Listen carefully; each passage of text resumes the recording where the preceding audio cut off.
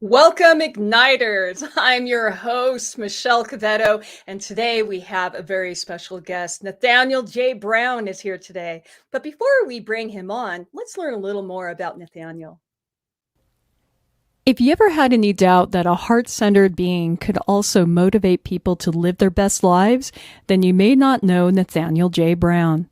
Nathaniel is a speaker, coach, author who's also made it his mission to help others breathe deeply, love fully, and live authentically. Nathaniel is a type of life coach who brings a level of authenticity and vast knowledge that stokes the fire within for many during moments in life when feeling diminished or if endurance is needed to keep moving forward. To listen to Nathaniel is like taking a warm, soothing bath, which is also what attracts not only motivated students ready for transformation, but also the commercial world clamoring for his voiceover work. Chances are, if you've watched ESPN, watched high-level training videos, watched popular commercials, then you're familiar with the voice of Nathaniel J. Brown. He's a sought-after life coach, an influential author and speaker, a celebrated voiceover creator, and now a guest on Ignite Your Essence TV show. Nathaniel J. Brown, welcome. Hello, Nathaniel. I Hey, am hey, so hey. excited. Woo! There's that voice, folks. Did you get that? Now, we did do a promo video about you, and the one thing that was said is that you can really tell a person's authenticity through their voice. Do you agree with that? I actually do. The Ooh. one thing that can't lie is sound. And we seem to live in a universe that's designed to resonate sound. If you listen to all of the spiritual teachers out there, they'll talk about how these other ways of communication are usually in telepathy. There's no sound, it's a communication of pictures and energy. But this universe is sort of like this world, this earth, this planet seems to be primed for sound to happen so that we can share stories through our auditory systems. So being able to listen to someone is it's one of those things that I appreciate because the subconscious mind is always talking. And when someone is talking, they're always communicating the truth of who they are. And it comes through in very nuanced and the very small details of how they sound, how they fix their words, the words they choose to use, the ones they choose not to use, or in fact, the silence and the loudness. So usually someone who is trying to deflect attention off of themselves will use the sound of blame. The ones who are not looking for much of attention, they'll use the sound that is resonant with silence. So we have resonance, we have consonance, we have dissonance. All of those are basically portions of sound and how sound resonates in our world. Oh, wow. That is beautiful. And the way you described it, I can totally see it. You talked about history and what the mystics and the great Hmm. teachers of the Hmm. past. Yeah. What's interesting is we know that you are a very celebrated life coach. And does this mean that you also pay attention to the sound of the people that you work with? I do. One of the Ooh. things I like to do is I usually I open the floor up to any session with "Talk to me." And what that does is it gives permission for people to land whatever plane they've been flying forever, how long they've been flying that plane. And I give them that space. And as long as they're not spiraling, and I can hear a spiral when they start to go into complaining, I don't allow that to happen in my sessions. I usually cut that off very quickly. But when they're just explaining feelings, right? I feel like this. It seems like life is this. Life is becoming this. It's because of, and then I can ask questions. I get that feedback mechanisms like, oh, okay, that's what's going on. I know what they're saying past the vocabulary they're using. I don't care how articulate they are. I don't care how educated they are. The issue on the table is always going to be communicated in the small details of the sounds of their voices. And that's how I am able to engage them by saying, you said this, tell me more. And then they'll be able to expand that even more. Wow. All right, we're going to go back to that because I would love to unpack a little more about Hmm. that, especially about when you can detect if someone is having a bit of a downward spiral. Yeah. Yeah. But before we do that, I would like to really give the audience the treat of you. and to understand your origin story. You weren't born a life coach, that's a No. profession. But could you give everybody a glimpse of what really brought you to this moment in time? Yeah. There's a lot of moments, and there's no one. That's the beauty of the world we live in, is that the stories seem to keep happening and keep unfolding, and these stories unfold in the direction that we seem to be in. So stories you tell yourself aren't stopping you or anything. They're the momentum. That's what's driving you. And the story for me was in childhood. I had a very interesting experience at 8 years old, where I experienced a very inappropriate sexual relationship that happened between me and a family member, and it sort of shut me off for years, probably about 30 years. Night terrors, waking up screaming in the middle of the night, and I was losing control because I was so angry at everything else and not knowing how to deal with the issue on the table. I took it out on everything else around me and everyone else around me. So my family members got the butt end of Nathaniel at his worst. And it was very unfortunate because I probably could have had a better type of relationship. But then, of course, I regret nothing. Everything happens for a reason. So fast forward up to about maybe 2016, things were spiraling out of control. I was losing control of myself, my anger and marriage and things of that nature. And I just could not, I couldn't cope. And it was hard because I felt misunderstood. And it wasn't that I was a bad person. I just really felt like no one understood me. And that was driving me into a really dark place. So some things happened, and I had to take some time with Nathaniel and get back to the core of who I am. And then we start therapy and everything like that. And I realized therapy isn't helping me because of the bias nature of sometimes therapists can take. The woman can take the woman's side, the male can take the man's side, and a lot of times it's not a cooperative environment. So what I did was I went deep into meditation. I went deep into inner space, knowingness, and really being able to unpack who I was. And in about 2000, 2018, something very interesting happened. I was sitting on my recliner, and some sort of meditation thing came up on my phone. I was like, I never do these things. I just not my thing. And I was feeling this thing in my heart, right in my heart space, where my chest started to burn like I was receiving a warm hug, almost like an invitation into an experience that would be a catapult. And I let myself go in it. I surrendered to it. I closed my eyes. I took a few deep breaths, and a spiraling staircase appeared before me with a door at the bottom of it. I walked down the stairs. I walked through the door, and I'm standing in front of my home in the early, and at 8 years old. Basically, I met myself at 8 years old. I'm standing in front of my home in the place I grew up. And I'm like, what am I doing here? I walked inside the house. It was like almost like I was being led into this experience. Like, come on inside. Let me show you what's going on. I walk inside my house, and it's totally abandoned. Nothing is there. And I heard a whimper in the back room, which was my room. Me and my sister actually shared a room when we were younger. And it was an 8-year-old boy sitting on a rusty box spring with his face in his palms, weeping, feeling abandoned and alone. And I recognized that it was me, and it was my emotional self.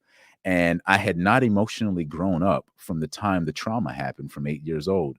And it dawned on me that I need to gain the trust of the inner child before it will mature.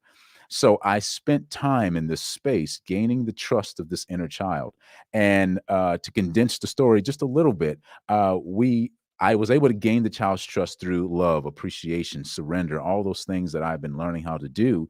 And he grabbed me by the hand. We walked out of the house. We walked back into the street. And I turned around. I said, do you realize? I want to tell you something. You're never coming back here again. And when I told the child that, a door appeared right before us. We walked through the door, and this time the staircase that was spiraling downward is now only spiraling upward. So there was only one direction to go. I could not go any deeper, any lower. That was my place. That was my rock bottom moment. And I'm walking up the spiraling staircase. The door opens again, and I am now standing in front of my now home. And I'm showing the child through, I don't even have to move. I'm just using telepathy at this point. And I'm showing my inner child his new home and saying, hey, this is where you live now. This is who we are now. This is what we do. This is your brother, your sister. This is your mom, all, my wife, all of the things, showing them the rooms. These are the toys. These are the movies, like all the things that made it welcoming. And then once I gave the child, the inner me, the tour of the home, the child is standing beside me and he looks up at me looking up at me at 8 years old. And I was 38 at the time, looks up at me and he walks inside my body, literally walks inside of me. And it was an integration process that happened. And I realized, whoa, this inner work is much more important than we give credit for it. And the problem with social media and the issue with all of the noise out there is that a lot of fast talking has diluted the process of true healing. People aren't healing because they're not given permission to do the kind of work that's necessary for proper growth. It's personal growth. It's not universal growth. It's personal growth. That means I had to be responsible for the emotional me that I did not allow to grow up because I was stuck in pain and I was stuck in a story that was saying that the only thing I can ever reproduce is more of the same pain. And I was stuck in the past. And the more of the past you keep regurgitating, the more of it you'll keep reliving. And the more of it you keep reliving, the more of you will stay in the past. You'll never fulfill future present moments. So that was what catapulted me into wanting to help others expand who they are and really push forward into who they want to be. Oh my goodness, that's such a beautiful story. And first off, I want to give honor to the fact that you shared such a very deeply vulnerable situation that you're in. And also, thank you, Nathaniel, for being able to share with our viewers what Mhm. that kind of journey looks like. Oh yeah. And here you are today. You're Yeah. standing in your power and Yeah. you're actually of service helping people. Absolutely. One of the things that really, well, there's a few things that really struck me when I was listening to your origin story right now. One of the aspects is you really owned where you were, the Mhm. anger that you had from the abuse as a child, and you wanted to change that. You tried other methods of Mhm. helping that were traditional. Mhm. And instead of giving up, you did something different, Right. and a lot of people do. It sounds like a mystic's journey. In fact, when we go back and we think about what the Pyramid of Giza is about, when we think about teachings from the Hermetic texts and all Mhm. of these things where they talk about the mystery schools. And for those Yep. of you listening to, we're going a little deep, but Yeah. follow Let's with go. me here because we're going to go there, right? Yes, Nathaniel we likes are. to live there. Yes, we go. And so these mystery schools, they take people physically through a structure and you go through the dark and then you sit with yourself and they create this environment Mhm. to look within, to do that Mhm. journey within. And Mhm. then from there you do that process and then you come out and then you're transformed. Yeah. What you did is by yourself. You remind me of Teresa of Avila, who wrote the Mm. Interior Castle, where she Yeah. talked about going within and she talked about the spiraling. And you said you went Mhm. down a spiraling staircase. Yes. Yes. So the beauty of the story that you're telling is that the journey that you can help people with to heal themselves and to speak to those aspects of themselves that feel broken and alone, this is a natural process, Absolutely. but Absolutely. swear we haven't been given that. So when someone comes to you, Nathaniel, and they say, I'm angry. I'm angry. Nobody likes me. I'm not sure if I like myself. Mhm. What do you do? What do you do when they come across? Because you have some similarities. I Could you do. share What with us? what I do, I this is interesting. My one of the most what happened during COVID was interesting. I had a lady come across my information. She was sent to me, and she was about to end her life that day. She was white, pale faced, no color. I mean, like she was about to end it. And she told me, she said, if you can't help me, this is it. Now, I am faced now with a life and death situation here. And something in me says, okay, this is what we're here for. And she started telling me the story of her and why she had come to that point. And you know what I did? Instead of like, no, you can't do, instead of going into sympathy talk, I congratulated her on being an amazing author of her life. Now that will not go over well with a lot of people. So the first thing I did in that conversation, I clapped, I applauded. I said, "Congratulations. You are an amazing author and an amazing storyteller. Now let's write a new one." And when I started with that, she almost was taken aback because no one had ever talked to her like that. Everyone was so far, all of the help she had gotten was, "Well, it's okay. No, no, no, no. You are an amazing." I affirmed her ability to engineer her reality. And the moment I did that, by affirming her ability to engineer her reality, I put the power to change back in her hands. Oh, that's beautiful. So you didn't look at her as broken.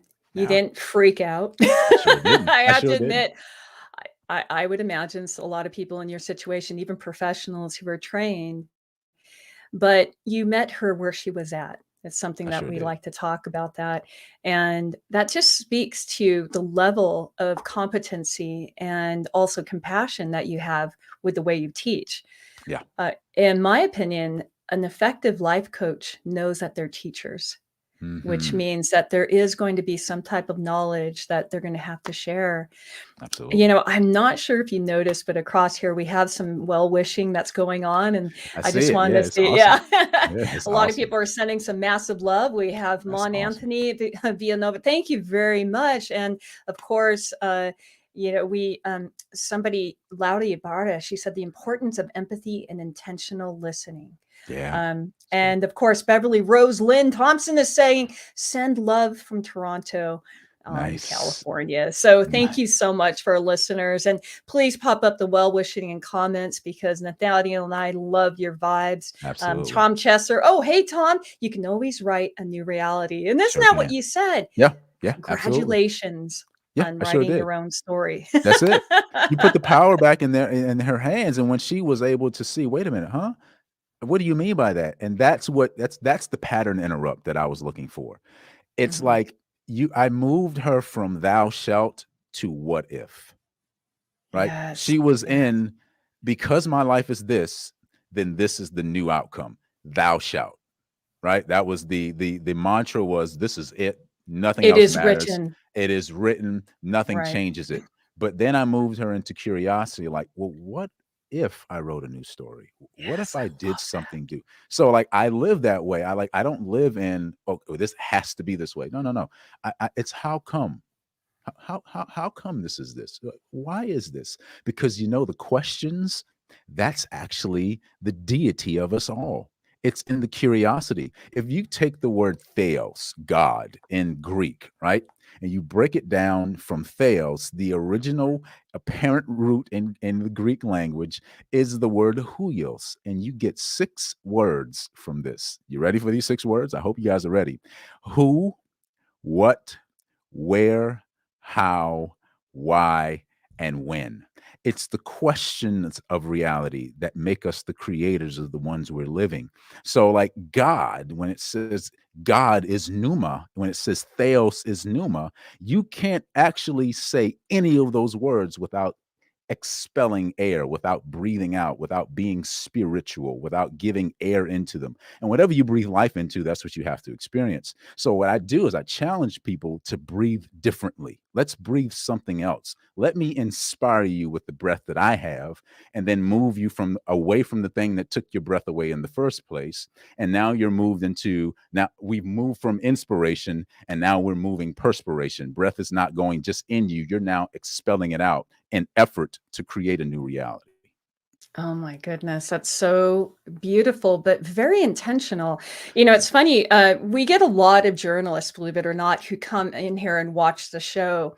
And it's because of probably the history of the Los Angeles Tribune. We've been Yeah. around for a Yeah. while. But the one thing you always hit those five aspects for telling a good story. Mm. And to thread it back together of what you said from that woman who was ready to commit suicide. She put a lot of pressure on you and said, "Hey, man, you're Yeah. it. You're Yeah. the only person. I've got a Yeah. decision to make." Yeah. And you said, "Congratulations on writing your own story." And Yeah. then you go on in your mind, you already know the aspects that it takes, but you Yeah. flipped the script there. I should. You took I you did. took those questions that we do to tell a story externally, Mhm. and you said, "Hey, let's tell a story internally." Did I get Absolutely. that correctly? You did. You did. That's exactly what I do. I go into the person. I allow the subconscious because the subconscious is an internal voice. So it's always talking and it's controlling. It's like a software program that's running in the background of your computers. You like Donald Hoffman wrote a book about reality. And basically he says we wouldn't be able to interface with the world if we didn't have the icons that we are able to touch. Everything in our physical reality is an icon, but it's controlled by a subconscious or a sub program that's a software program that's running it. And the software program that's running us is the stuff that we've been inundated with from the time 0 to 18 or 0 to 8 specifically, but 0 to 18. And all that stuff is working in the backgrounds. And it's that inner person, that inner voice that's looking for someone to say, hey, is it okay for me to stop running this program now? And my answer to that is yes, I want you to stop running it, but I need you to expire it. I need it to expire. I want you to tell me all the stuff. I want all the stuff out on the table. Let's get messy with it a little bit. Let me question, let me challenge your story almost to make you disbelieve it. And if I can get you to disbelieve the story you were telling, you'll be ready on your own to write a new one. It's like write a new story. It's like putting a key into a lock. You have these tumblers in the lock, right? And the key has teeth on it, and the teeth are designed specifically to push down tumblers to a right distance in order for the lock to release itself. But if you do it slowly enough, what will happen is once the key hits these tumblers at the right moment and it's all the way in, it's almost like the lock pulls the key into place. And that's what I want to happen. That's the kind of impact I'm talking about. When I get people to breathe differently, when I get people to put the pen back in their hand and not in the hands of their subconscious mind, I'm able to help them put the key in the lock. And it's like them, the lock is the destiny. That's where they want to end up, who they want to be. I want to be this force of nature that can allow access into these grand experiences of reality. But then this key, and I want to hand them that key, and that's the pen in their hand. And I want them to meet the key with the lock and say, okay, you feel those tumblers? Every time you feel that, that's a situation you're going to have to deal with. It's stress, it's disappointment, it's depression, it's hard work, it's sweat, it's blood, it's toil, it's tears, and all these things are necessary stress points. This called in the Greek, it's called eustress. It's good stress. You need it to fortify you because this is what builds resistance and resilience in you and builds perseverance. So you'll stay the course. You won't veer off course, and then you will become exactly who you intend to be when you breathe life into the thing that you truly desire. Wow. I absolutely resonate with that illustration that you had. Oh, Tom Chester says, "Love this expire your wrong or false narrative." You know, it's really interesting. Some things never change Yeah, when it's about that interior journey. yeah. In the 70s, they talked about record recordings that you want Mm, to mhm. destroy. In the 80s, it was tapes, the Tapes. tapes Yep. that you Yeah. run. And now you're like, we're in the software, That's people. it. It's an age of information, man. Exactly. And and yet you are the coach of the future. You are the Mm, present day mhm, person that people can resonate with. I can see that mhm, already. Laudy Ibarra had asked, if you don't mind, Nathaniel, mhm. could you give us those 5 words to the story, those parts again? Yeah, which part? The who, what, where, how, The why, who, and what, when? where, and how. Yeah, Yes, so it's the Greek word theos. It's translated as God. It's a poor translation, but it's a very where mystic. theology comes It from. theology Correct. is whether yeah right, but it's all about a question. Theology is about a question. It's about answering the study of Theology, questions. Right. right? Ologies is logos. It's the why of the questions or the study of the why of the questions. So Loving this. who, what, where, how, why, that's 5, and then when. So we have time and all these other places. So like it's like you have time as a bowl or like a hub where all these questions can set in, and then we can just pull these questions out. Okay, so who am I? What am I about? How is this going to happen? Why do I do this? Right. So when you live life in curiosity, the world you live in starts to get really, really big. and it starts Yes. to expand at phenomenal rates. You don't even realize how big the world is until you move away from the stories you've been telling yourself that's kept you confined to a direction of self-destruction and annihilation. That's really fascinating. A lot of times, we observe that kind of behavior of being Mhm, trapped around the people mhm, that are the closest to us. yeah, And then we realize that we ourselves, a lot of people tend to blame their parents on a lot of yeah, things. And sometimes they're in situations where, yeah, that probably is a little yeah, warranted. yeah, But to move beyond that and to ask those questions of yourself and to allow yourself to go out of that box, but go mhm. deeper within and the Absolutely, expansiveness, it's absolutely, really, really interesting. absolutely. It's not a complicated journey, but yet it is. Yeah, So it's that grand paradox yeah, it in is, in it in the is. universe. It's very simple, yet not. Yeah, I absolutely, mean, absolutely. That's the beauty of it. It's so simple that it can be confusing because people look more. Again, social like the platforms make it so complex and things of that nature. But it's really not that. What it is, it's a spiritual journey. The word spire is where we get the word spirit, and the word spirit is the word pneuma in Greek. It's ruach in Hebrew, but it simply means wind, breath. So the ritual you do, your routine, whatever you're doing that's ritualistic, that thing you do all the time, that you're using your breath to put the stamp of approval in, that's the thing that you become. So if you want to change it, change the way you're breathing, change what you breathe life into. change the way you're breathing and breathe life into it.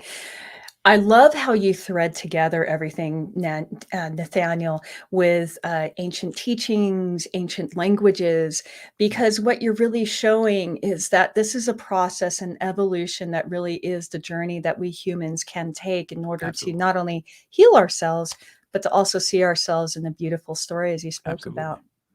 And Absolutely. speaking of stories, Nathaniel, I was just thinking about the Los Angeles Tribune Mhm, and how stories are very important. Obviously, mhm. there's an illustrious career in journalism. But one of the things that is so fascinating about the Los Angeles Tribune is that under the ownership of CEO Mo Rock and also Dr. Natalie Forrest, what we are seeing is once again an evolution of media. But before we discuss a little more with Nathaniel, I'd like to share with you about the origin story of the Los Angeles Tribune right now. Hello and welcome to the Los Angeles Tribune. Since 1886, our name has been a part of the world of journalism.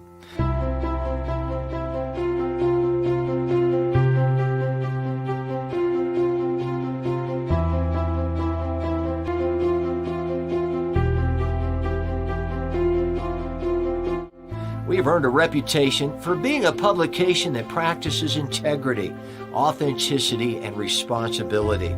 For general inquiries, contact today. Thank you on behalf of the Los Angeles Tribune team. And we're back.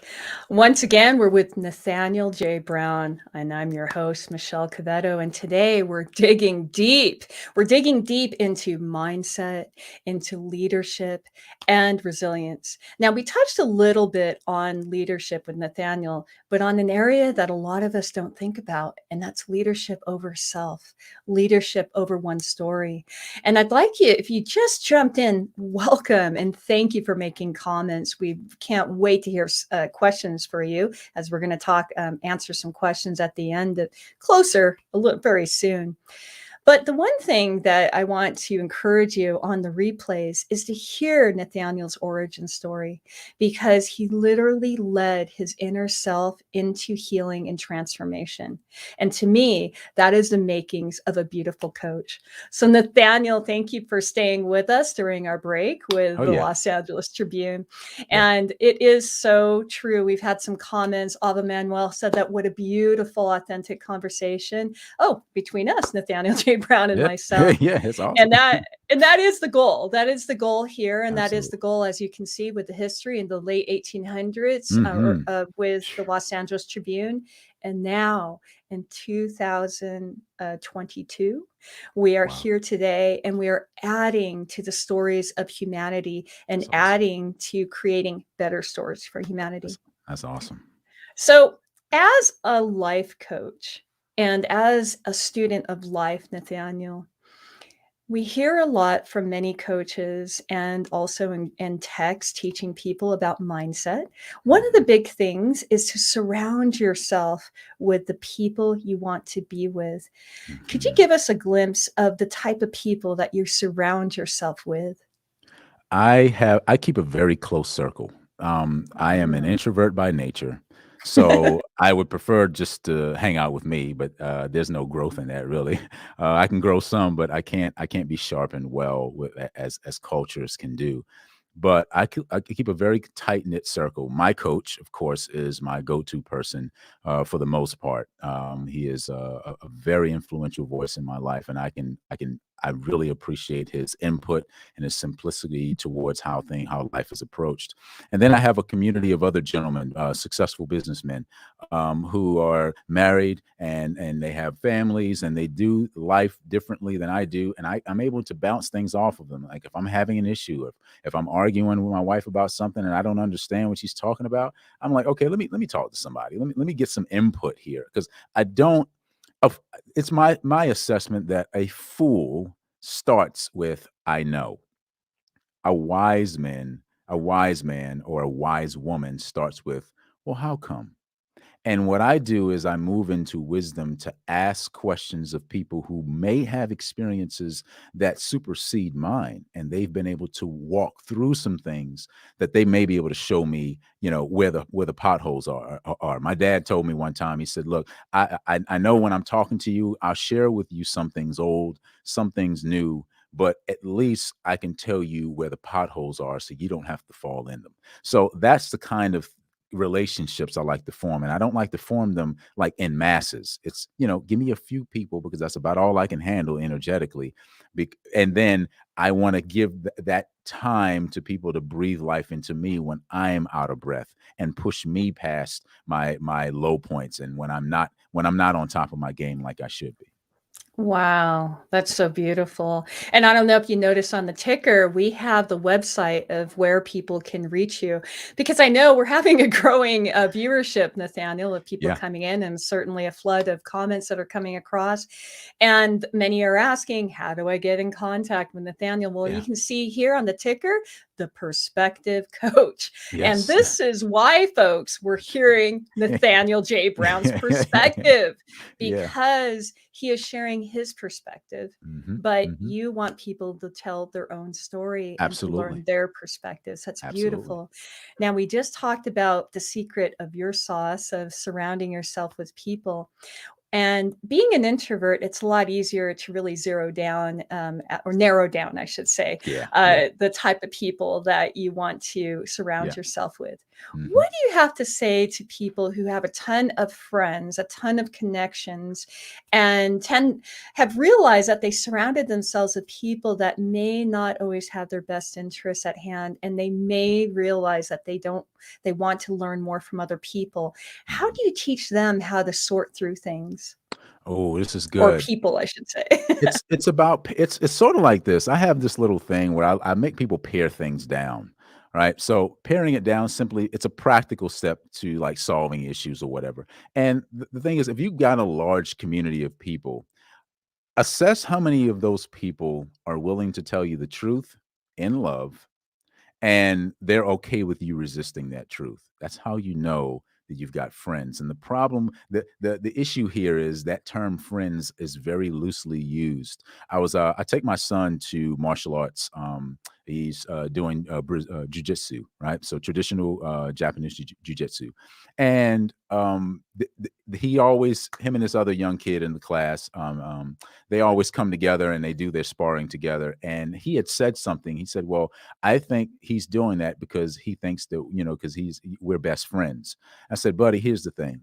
You got to be careful with that word friend because A friend is someone who can speak to you in a way that's kind, but tell you hard truths and be okay with you resisting them. And if you haven't had that experience yet, then you really don't know friendship yet. What you know is playmate, right? So you have somebody you can play with. And right now that's really easy. But when you get to adult stage, when things start happening in your life, when stories about you start unfolding, that they're coming out of you and they're unfolding and before you, you're gonna need somebody that'll say, hey, son, let me tell you something. If you keep going this way, you're headed for self-destruction. And I'm telling you this because I love you. And be okay with you be like, nah, man, back up off me. Let me do my own thing. Right. So we need that kind of, because that's what culture is, Michelle. That's the Yeah. definition of culture. The definition of culture, and it's my personal definition, but it's the one that I believe it's what it really should be. A culture, if you look at a culture under a microscope, what do you see? You see these little microscopic organisms moving around, but they're bumping against one another, right? They're eating and devouring and consuming and expiring, and they're bumping up against one another, and they're dying and they're resurrecting, and all these things are happening in this one little spot. And it dawned on me that a culture is not places where everyone agrees.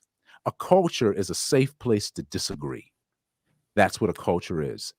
So when Hmm. you find a culture of people, a small community where you can come together and have a disagreement, but the disagreement sharpens your intellect. It sharpens your mindset. It sharpens your leadership skills. It sharpens your perseverance. Then you have the right kind of people in your circle because they can only push you forward. They will never pull you down. That's beautiful. To add to what you said, I when I was in the Himalayas or in a Tibetan monastery, Mm, there is a moment in life, every day, well, sometimes weekly, that the mhm, monks and the nuns will meet together in the courtyard. And if you don't know Tibetan, you would swear that they were arguing with each other. They're mhm. very passionate and they go blah, blah, blah, blah, blah. And then they slam their hands together. And then someone stands up and they talk. And everybody asks, like, what's going on if you have the privilege to see it? And they're literally debating. They're debating and they're unpacking what their understanding and Yeah. perspective Yeah. is. Yeah. That's I what it's oh. about, Michelle. That's what it's about. Like if we can get that, if the globe, if the planet can get, hey, it's okay to be different and have a different set of ideals as long as we're headed in the same direction. If the mode of operation and the intention that's set is the good of humanity, then we need a place to disagree properly. And those are Safely. true safe places. Those are safe cultures to be in. And if you're surrounding yourself with a bunch of people who can't stand when you disagree with them, you need to drop them. They're not your friends. These people are using your energy to make themselves look good. As long as you're having a problem, they're feeding off your inferiority. Those are not people that are for your best interest. Someone that's for your best interest will sit in the crap with you. You know what the word concern means? It's concerne. It's two words in the Latin, and that word means to sift with. So when you get somebody in your community, in your inner circle that's willing to sift through life with you, you've got someone that will hold your hand together, and you guys will sharpen one another all the way to the throughout the journey. That's so fascinating. One of my teachers, Dr. Carolyn Mace, Mm, she talks about what a soul mate is, and mm, everyone thinks is that soulmate that completes you and everything. And her definition of soulmate is a person that really challenges you, like you yeah, said, sharpen your iron. yeah, Some people are lucky enough to have like the love of their life as a soulmate, but it's not yeah, often. A lot of times that could be your greatest enemy that you yeah, perceive or your yeah, biggest challenge. And that's yeah. what you're saying. It's so That's exactly what I'm beautiful. saying. Yeah. Now, you came with us. I had asked you, hey, Nathaniel, we have amazing audiences and viewers that really want to learn something because there's the one thing that we always try to hit here at Hmm. Ignite Your Essence that the whole team shoots for. And that's Hmm. to make sure that our show is always inspirational, experiential, Hmm. and as well as educational. Hmm. Could you share with us the three keys to how you can show up on top of your game? Oh yeah. One Yay! thing. No, no, number one is mindset, right? So your mindset are your belief systems in your everyday in your practices. I often say, show me a person's habits and their mindset is easy to identify. Whether that mindset is rooted in progression or that mindset is rooted in what I'd like to call retrogression. It basically means that you are deteriorating, right? So you're either growing or you're not. And if you're not growing, you're dying. So what are you feeding yourself? That mindset thing is it can be convoluted, but it's just this.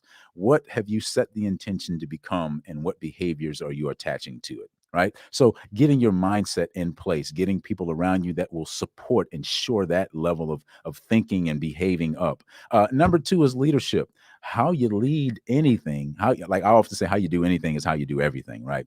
So how you lead, what are you doing that pushes yourself? How are you serving? How are you inspiring? How are you including others? And how are you developing people? I think it was John Quincy Adams that says, the person who inspires another to dream more, do more, and be more, that's a leader. And that right there takes the cake. If you want to lead people, right? If you want to lead people in the direction that you feel like they want to go, you got to lead yourself first. So get your mindset right, right? Fix those behavior patterns, those self-talks. All that stuff is in that mindset field. And then lead well. Get yourself in a position where you know what you want, you know how you want to serve, and you know how you can help others become who they are. And then number three, perseverance. How well do you bounce back from stressful issues? How well do you hold resistance? Because that's your strength builder. No, as a personal trainer, I used to be a personal trainer in the gym. And one of the things I really loved using was resistance to heal pain. And I'd have people come in with, wrist issues and knee issues. And I had one gentleman that was one of my clients. He had a shoulder impingement and he couldn't even move his arms up. So what I did was I offered the pain a proper level of resistance. And that proper level of resistance in that gym over the course of time, he said, I have never been able to move my shoulders like that. You've kept me from having to go to surgery. I thought something else was happening. And I knew what was going on. It was the pain of the impingement stopped momentum. So the idea is to get momentum, you need resistance. So you need to persevere through some stuff that might be hard, but it's necessary for the journey because this is how we do it.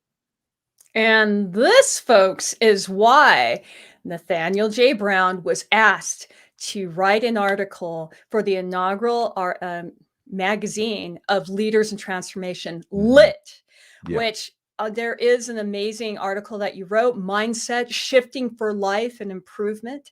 Lit magazine is the magazine out there that is showcasing leaders in transformation, those who are established and those who are up and coming for the generation. And that would be you, Nathaniel. Awesome. And now that's just a taste, isn't it? Yeah, With it is. Lit. I It mean, what do you is. think about being part of Lit so far? I think it's amazing. I'm actually honored at the opportunity to share some of the things, some of my life experiences, and kind of form them in a way that articulates, hey, this is what I went through, this is what I've come out of, and this is how I articulate that story. And here's some tools that I can give you to say, hey, this is a universal tool. The outcomes may not look the same. You may have to go through things longer than I did or a shorter period of time. However, this tool is like if I hand you a hammer, you know what to do with it, right? If I hand you a staple gun, you know what to do with it because you've learned that this tool solves this problem. And that's what I like to see that Lit Magazine is doing, is setting people up with tools to solve life's problems. Oh my gosh, I couldn't say it better. Thank you very much. So now we're going into a portion where we'd like to address some of the questions that our audience is posing. You ready? I'm ready. I love questions. All right, here's our first question. It is from Monathani Viarina Era. It Mhm. is, what is the internal dialogue that you have with yourself when you wake up in the morning? I wake up with one thing on my mind, and it's a mantra. It's two mantras, but one is I do a breath work technique where when I feel myself coming out of sleep, I will pay attention to that moment. I take a deep breath in, I hold that breath, and when you hold your breath, your subconscious mind is going through fight or flight or freeze. It's going through all of those mechanisms like something's wrong here. I'm not used to this program. And when you activate that looking for the program, it's a good time to drop one in. So I drop a program in that says, I'm so thankful and grateful that the universe is friendly. And when I believe in a friendly universe, then I have no enemies. It's that Oh, simple. the universe is friendly. I love that. A lot of people are talking about pronoia, which is the universe is scheming for you instead of being Mhm. paranoid. But I like that one a little more. It resonates with me. Uh-huh. You know, the universe is friendly. Yeah, yeah. And then, of course, number two, I'll give the second one is that I number two is a part B to a ritual that I do when I'm going to sleep. So when I go to sleep, I do that same ritual. I hold my breath and I tell myself I intend to wake up on my best timeline or in my best timeline. And then I wake up the next morning, and I found this one on I think I found this one on TikTok. It was a woman that said this, and it coupled with my quantum studies. And then when I wake up, I say, I am awaking in my best timeline. So I set the intention at night and I wake up in it in the next day. That's beautiful. Those are your two mantras. Yeah, they're my two mantras. Oh, wow. Well, thank you. That was Yeah. Mon Great. Anthony Villarina Yeah. Era. Nice Mon question. I Anthony, love it. please forgive me. I'm learning better pronunciation. Our next question is from Evelise Cologne, Mhm. and she is asking, "Persevere. How well do you bounce back?" Actually, that sounds like an introspective, correct, Yeah. Yeah. or a rhetorical, we should say, It could correct? be, yeah. But Yes. I do bounce back pretty well. I don't let things. I'm a bit like Teflon. I can Mm, take on a lot of stuff, and it kind of rolls off me. And it takes a lot to really get me down. It really does. Like things don't affect me. I move into observer mode really quickly, yes. and I am good at asking myself, okay, if I'm upset or I'm afraid, then I just kind of reform the question. What am I interested in? And what I'm interested in will show up.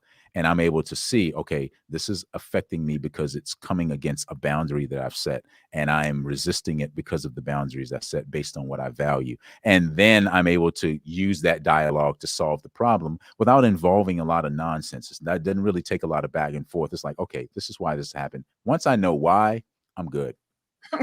Once you know why and you don't do the blame like you talked Yeah, about. We have exactly. another question here Sure. from Ava Manuel. What would you advise to people who have inner child who don't feel safe? So the thing about the inner child is that it always feels safe in the condition that it's in. The key here is being able to convince the inner child that where it is isn't safe to stay there and for a long period of time. And that's the rub of it all. It's not that the inner child feels unsafe, it's that the inner child is like it's formed its walls around the trauma and it's safe in the walls already. Asking the inner child to come out is the risk that it'll take to find refuge somewhere other than the walls that it's built. So we're always in relationship with ourselves. We're either building a bridge to who we are or we're building a wall from who we are. So whenever we really dissect that, if the inner child doesn't feel safe, something needs to change in the dialogue. Your inner child is safe exactly where it is. Your job and our collective job is to tell the child, hey, I know it's to validate where the child, I know you feel safe right there. But can I show you something else? It's the picture that I just painted for you, where I brought my inner child with me to my new home and showed him the rooms of the home to say, hey, here's a new set of realities that can also be just as safe as the one that you built for yourself. Even though when I came in my adult eyes, I saw abandonment and all those other things, but the child saw, hey, no one's here to hurt me. So you got to be able to identify what safety is. Wow, that is so beautiful. And of course, Ava Manuel says, wow, what a powerful perspective. And it truly is. You made me think a little bit here. And you Uh-oh. talk, I know, a little bit, heaven forbid. But you talked about, the inner child.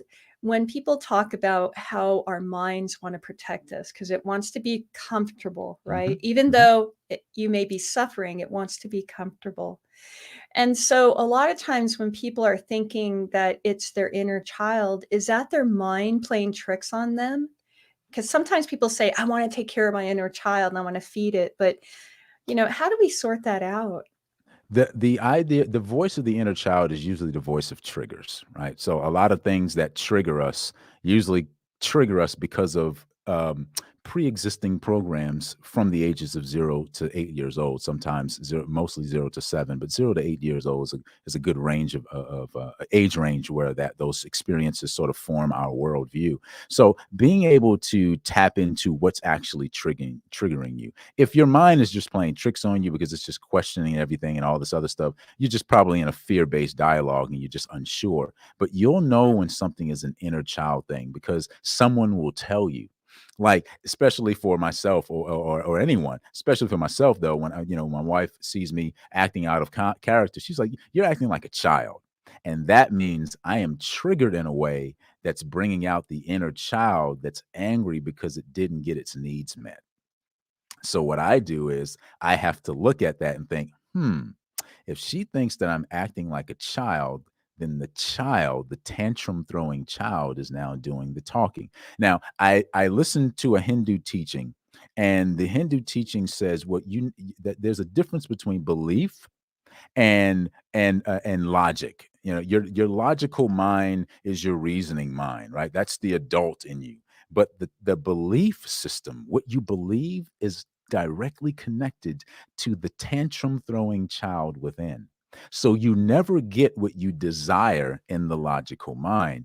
You will always get what you believe because the tantrum throwing child is controlling the narrative. If you go into a grocery store and a child is acting out of character, it's throwing a tantrum because it wants something that the adult does not think it should have. However, because the adult doesn't know how to calm the inner child down, the child wins. I want the Snicker. I want the Three Musketeers bar. I want Skittles. I want M&Ms. And the child will throw a fit. That's called belief. Throwing a fit against with the resistance. When you settle yourself down and calm yourself down and breathe and feel your heartbeat, get centered and really ask yourself, okay, so why am I triggered here? What's the trigger? What am I interested in solving?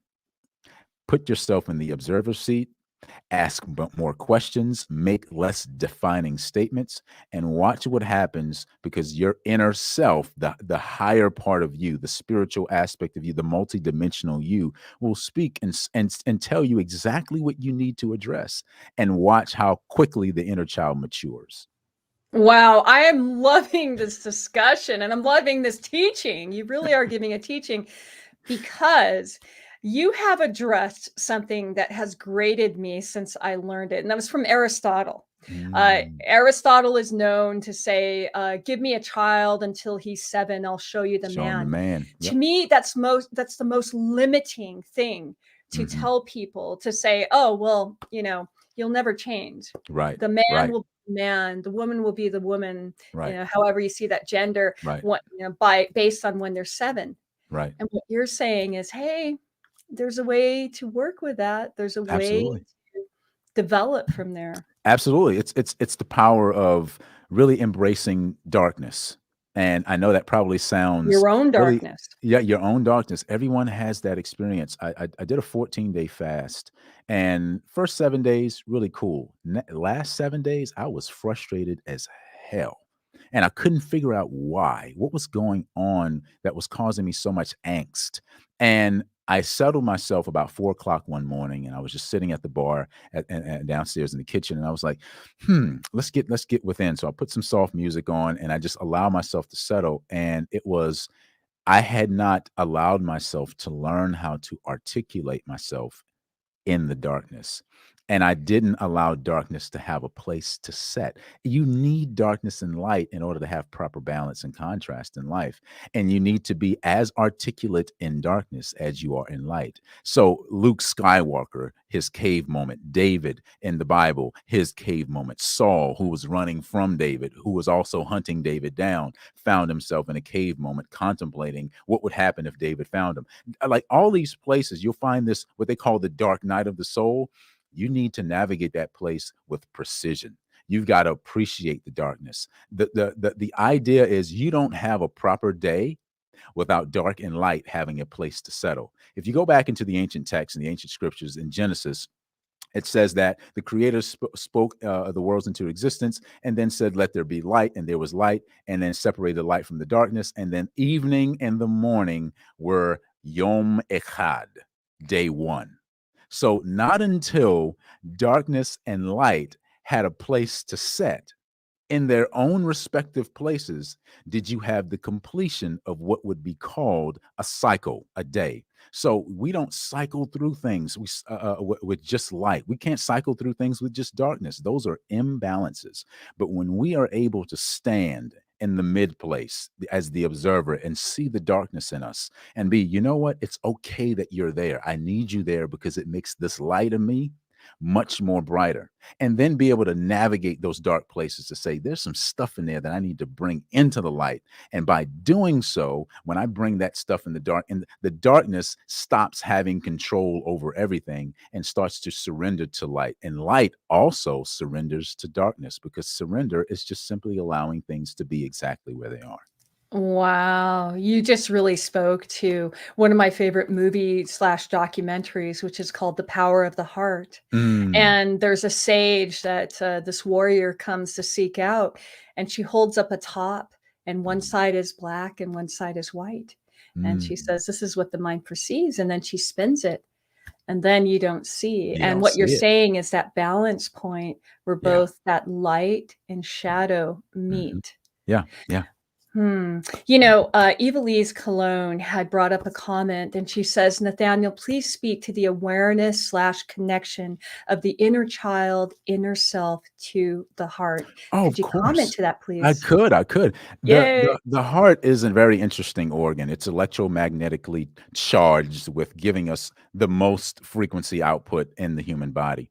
It also contains something called sensory neurites, which are memory cells like a brain that exist in the heart. And they're talking, according to science, it's about 40,000 to 60,000 neural cells in the heart that hold memory. And I'll give you a testimonial about this. I'll give you an example of this really quickly. There was a young girl. I was listening to a docu film. There was a young girl who had passed very tragically, but she was an organ donor, and unfortunately, another young lady needed a heart.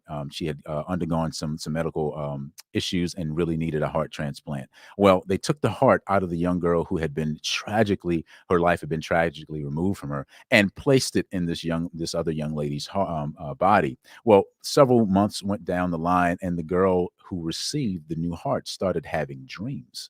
And the dreams were of a trauma of being murdered. So this started to spark the interest of local detectives and law enforcement officers. So they brought in forensics and the whole team and everything like that. And they started questioning the young lady, and they put her in a more like a hypnotic state.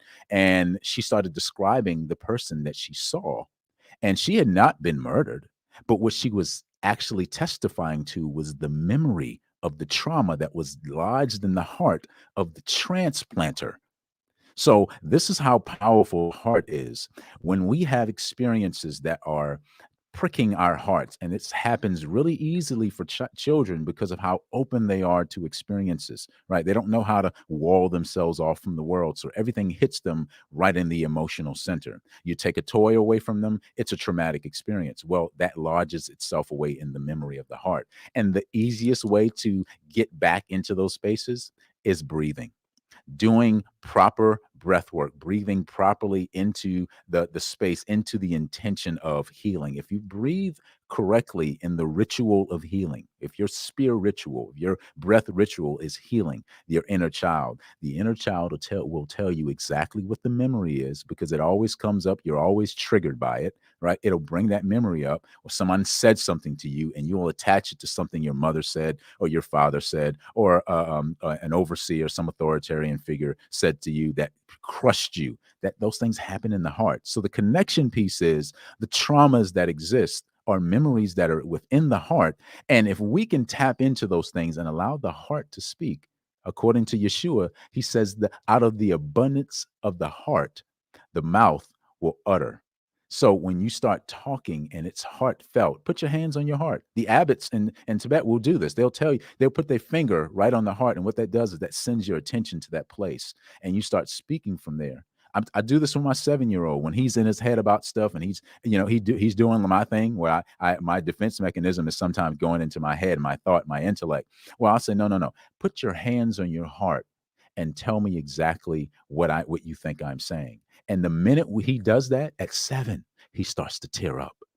He starts to cry, but he starts to communicate and articulate those things that are deep within his heart. So I would encourage you to do some mirror work where you just kind of sit, or some self-reflecting work where you sit and you put your hands on your heart and you ask your heart, say, hey, what's in here that I am afraid to deal with?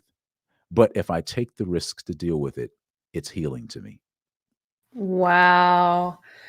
And I can also see why so many people are really drawn to you with your work, because of your understanding of these complexities that happen to us, not only physically, but Mhm. also how to deal with it. I mean, can you imagine if every parent, Nathaniel, was aware of this knowledge that you have to share? I'm sure you do speak about it a little bit, though. You do have a Yeah, podcast, don't yeah, you? I do. I That do. is it called Inspire? What does It's but it's spelled I period S I N period. It's you're spelling uh it as an acronym. So could you I explain do. to us what does that mean, So inspire? inspire means to initiate noble solutions that produce innovative results through engagement. It simply means that I set the intention to engage people, to breathe life into them so that they go beyond where they are. And I call it Inspire Beyond because if you stay at the point of resuscitation, you'll repeat what took your breath away.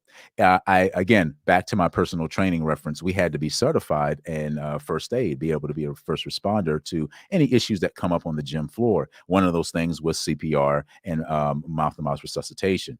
And it dawned on me that when I breathe life into this person, whatever that is, whatever happens, I don't care if I'm in a grocery store and someone loses their breath and chokes or whatever that is, the moment I breathe life into them, it's important that I move them away from that thing, whatever that thing was that caused the trauma. Let's move them away and into a new environment, right? So when the ambulance comes after they've gotten you resuscitated, what's the first thing they do? They remove you from the environment that where you lost your breath, because then you can get the proper assessments, you can get the proper treatment. But you can't do that staying where you are. You got to be willing to move beyond. So Inspire Beyond podcast is a platform that I'm using to inspire people to move past the things that traumatize them, to move past the things that their friends said or their mother, father said, whatever those things are that's holding them back or that's keeping them burning out, and move into those things that push them forward into who they truly are, those desires of the heart, those things that make their life come alive, their souls, sets their souls on fire.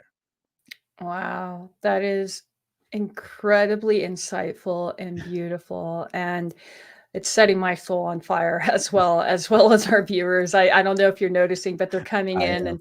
and it's fun to be here in the studio because you get to see all of the people that are filing in and Wow. listening and really That's awesome. appreciating with you. So thank you so much for sharing Yeah. this.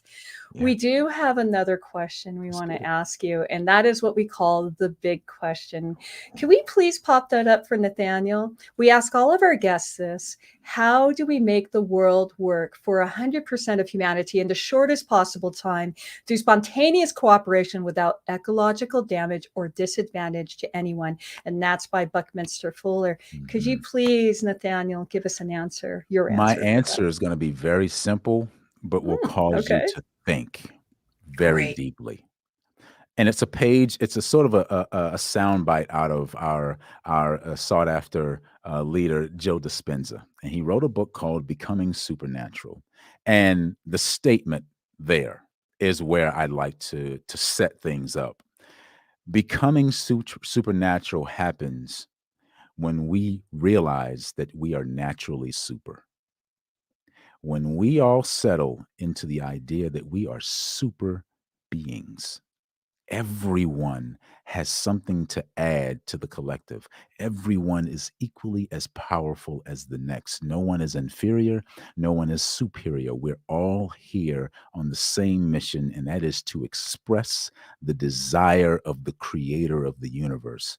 What if, there's my question again, what if we all decided today that we don't need to become supernatural because we are naturally super?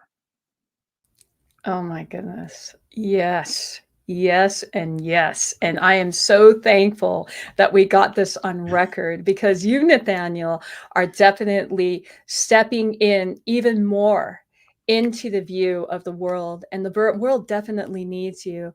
A heart centered life coach with the knowledge that you have and knowing how your journey began and where it Mhm, is going is mhm. something that is so valuable. And it's something that here on Ignite Your Essence, we really appreciate here. And also to be able to read your knowledge that you're going to be sharing with us Yeah, in Lit Magazine, Leaders in Transformation, that this is going to be something so exciting. And to yeah, know that we're naturally super.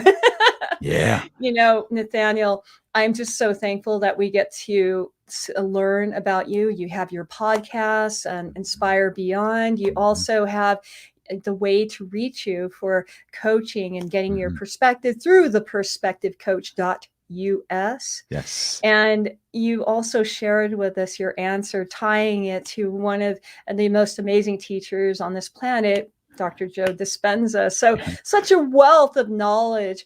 Yeah. And if you haven't, folks, make sure that you locate and find Nathaniel J. Brown Mhm, on his social media. He's on Instagram, he's on Facebook. Catch mhm. him on Spotify, catch him on Google. Is it Apple Podcast? Apple, And Spotify, I'm on okay. Stitcher, and I think I'm on iHeartRadio as well. Fantastic. And I Yeah. love that because I'm telling you, the voice. You are a sought out voice actor as Yeah, well, yeah, but the voice with purpose and authenticity is something that everybody thirsts for. So I wanted yeah. to thank you for that. And I wanted to remind Oh, oh, there we go. yeah, This there is you go. how Yeah, you yeah. know it's a live It's show, live, correct? baby. This is live. A live. If you haven't already, please make sure that you do follow the Los Angeles Tribune on Facebook so that you can give comments as well as the Instagram account under the Los Angeles Tribune, and then also follow us on in, in, we are forgetting what our name is, but anyway, we want to make sure that we reach you because we not only have the magazine Leaders in Transformation, which is our sister platform, so that you can continue because we want to ignite you on Ignite Your Essence, but lit is how we continue this conversation, how we pour into you this knowledge. And as you saw there, the first issue is with Dame Doria DC Cordova. And folks, if you haven't caught her interview, do make sure that you check her out. Also, to make sure that you do watch us tomorrow in our morning show hosted by Michelle A. Wilson. And Michelle will be speaking to another amazing health coach, Krista Pepper. And Krista has an amazing story herself, and I cannot wait to learn more about it. a story in the telling of an individual who's been in the trenches is really something valuable. And also, don't forget, next Wednesday, I have Mr. Ori Spado, known as the Accidental Gangster, who has written a best-selling author that has now been optioned and is in filming process for a motion picture. So make sure you tune in with us there. And of course, like I mentioned before when I forgot her name, make sure that you follow us on Ignite Your Essence on Instagram, Twitter, as well as Facebook. And that's also a place that you can post your comments when things are streaming as well. So there's several ways to reach us. And of course, we are on other platforms such as YouTube and LinkedIn. So I hope I got everything. Sometimes I get those notes saying, Michelle, you forgot something. But I wanted to thank you so much for allowing us to present to you who I feel is one of the most heart-centered, if not most authentically effective life coaches that we've had on this platform today. And guess what? We're continuing on. And with that, I want to bring back Nathaniel J. Brown as we say goodbye. And I want to always remind everyone to please always find a reason to smile. And Nathaniel, would you like to close it out with your goodbye? Yes, thank you all so much for being here. I really appreciate your time. I appreciate your energy. I appreciate your interest. Just know that whatever you set the intention for, time creates space for. So don't tell yourself stories that you don't want to experience. Beautiful. Well, thank you so much. And with that, I bid everybody a beautiful night. Goodbye.